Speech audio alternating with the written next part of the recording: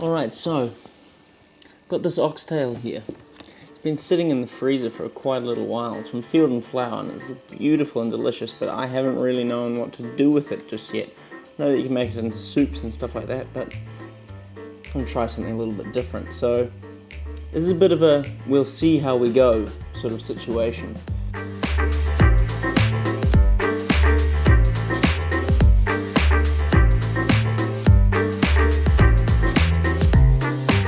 This oxtail in this bucket of water at about 70 degrees Celsius, and I'm going to leave it in there for about 5 days. In it goes. Alright, see you in 5 days then.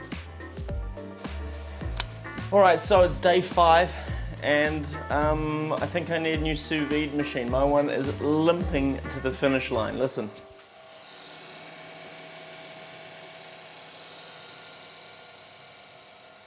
It's not meant to be making that noise. I think that I might need a new one for sure. Anyway, I'm going to be using this oxtail here, which has been in there and is looking very, I think most of it's fallen off the bone at this point. I'm thinking I'm gonna do ramen. Try and do like a east-west sort of infusion. So yeah. I'm gonna go get some ingredients and we'll talk through them and then we'll see how we go.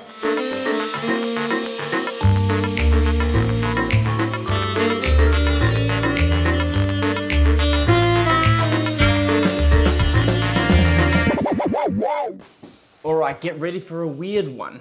I said that east was gonna meet west and I think I've got this on lock. I've got no idea how it's gonna taste. It's probably one of the riskiest things I feel like I've done, but we'll see how we go, I guess. Okay, so here, 5 days of oxtail. I'm predicting that when I pour that meat out, it is going to just boom, fall off the bone. It is going to give up. Now I'm going to use the juice that's in that as a foundation to add flavor to for a broth for ramen. So I've got wasabi. So that's horseradish powder with real wasabi. So it's not full wasabi, but should be a good spicy kick. Now with that, I'm going to add dill. I'm hoping that the sort of sweetness of dill will start to sort of work in nicely with the wasabi, and I think it's all going to come down to quantity. And then obviously to build upon those flavors and get some real Japaneseiness into it, got a bit of ginger, so I'm going to grate some ginger into that broth along with a good hit of garlic as well as a little bit of onion. Now I'm going to caramelize these first along with a bit of the ginger before adding that broth, and then once that broth goes in, I'll add in the softer flavors like the wasabi and the dill. Now to go on top, I'm going to do caramelized oyster mushrooms. What's definitely going to get a searing is some padron peppers. Don't really see that in Japanese cuisine every day. We've got some radishes, and that's just going to be fresh, thinly sliced. Halloumi. The logic of the halloumi is that I think that dill and halloumi go quite nicely together. Then of course we're going to decorate with a bit of nori, and you're going to have the egg noodles in the broth as you do. Now the last thing I'm going to try is I am going to soft boil some eggs and then boil a beetroot until it's just given up all of its color and all of its sweetness. And I'm going to put a bit of vinegar into that water and then put the boiled eggs in without their shell. All right, so I've got the water just off a boil. I'm going to put the 3 eggs in, and those are going to go in for about 4 minutes. Actually, no, precisely 4 minutes. And I'm going to whip them out, shell them, set them aside in a bit of cold water, and then prepare the beetroot, which is going to get chopped up. Not going to bother peeling it because I'm going to discard it afterwards. I'm going to chop it up, boil it, and then set that to cool.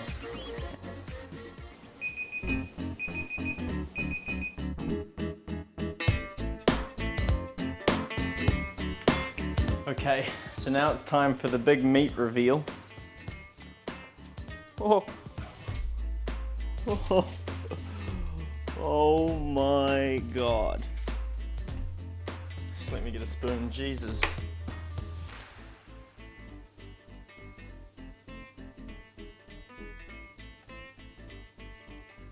That is clean. Bones, meat, juice. So I'm gonna give that a bit of a reduce, get those onions really soft, really caramelized, and get the ginger and the garlic really infused into that meaty flavor. Then I'm gonna top it up with some water and start adding flavors to it, mainly pepper, wasabi, and dill. All right, so that's been cooking for about 5, maybe 7-ish minutes. So now I'm gonna add about 2 liters of just tap water into the broth. Gonna take a little bit of this, and then we'll chop that bit up, let it slowly infuse. We're gonna go stalk first, and then at the end we'll garnish it with a little bit of the dill tips. Okay.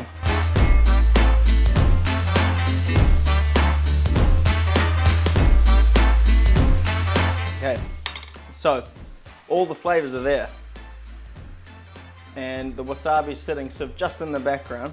I think I'm going to add a little bit more wasabi and then a whole hit of salt because I haven't put any in yet, and then that should start to bring out the flavors a bit more.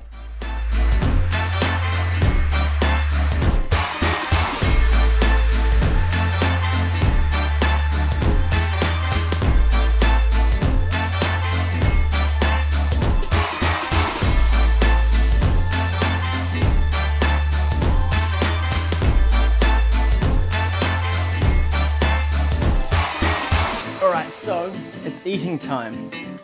I've got the mushroom in here, and that's been pan fried, and we've got like a nice, it's actually developed like a nice, almost like crisp on the outside. We've got just the thinly sliced radish and these eggs worked beautifully well. I think with quite a bit longer in that marinade, we would have seen that beetroot colour and the vinegar and the sweet of the beetroot sort of penetrate in a bit further, but it's gone pretty well. We've also got that crazy tender ox cheek, which was in there for 5 days, along with chives, salt, and pepper. We've just got some really simple noodles here, and then the hero of this dish, the broth. Now the broth here has got dill, garlic, ginger, a bit of salt, bit of pepper, and last but not least, wasabi. Certainly not least. So I've put an extra bit of a hit in that just to make sure I can feel that burn slightly. And then weirdly enough, we've got the halloumi. I'm still really skeptical about that, but the only way I can know is by trying. So yeah, and I did end up using the beetroot. Just gave it a, rubbed the skin off and gave it a quick slice and then put it in there along with everything else. So let's give it a go.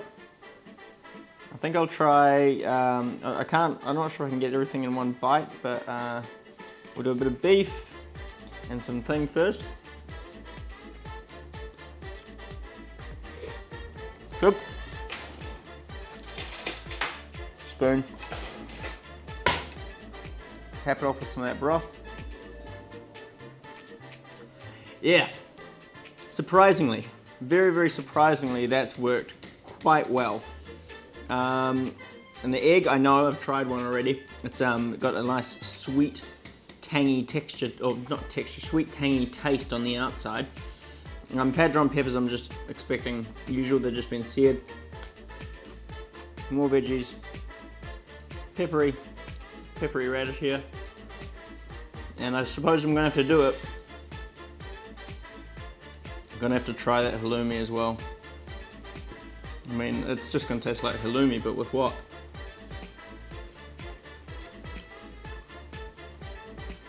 Okay, it tastes nice. It doesn't really need to be there. The one thing that this is lacking is some form of acid. I got the vinegar on the thing, but it's just not quite enough.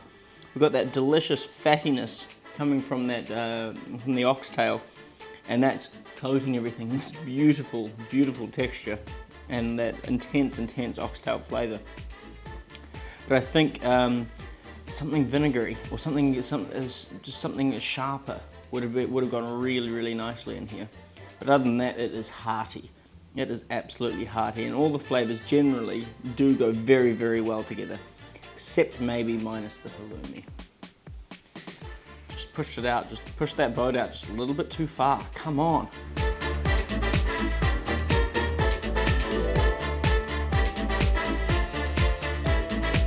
So, a little bit of wash time wisdom. I know that what I just cooked isn't strictly Japanese. It's not ramen. It's more sort of noodles via England and Latvia with a little bit of Japan involved. But in saying that, I don't think any cuisine is actually above tinkering.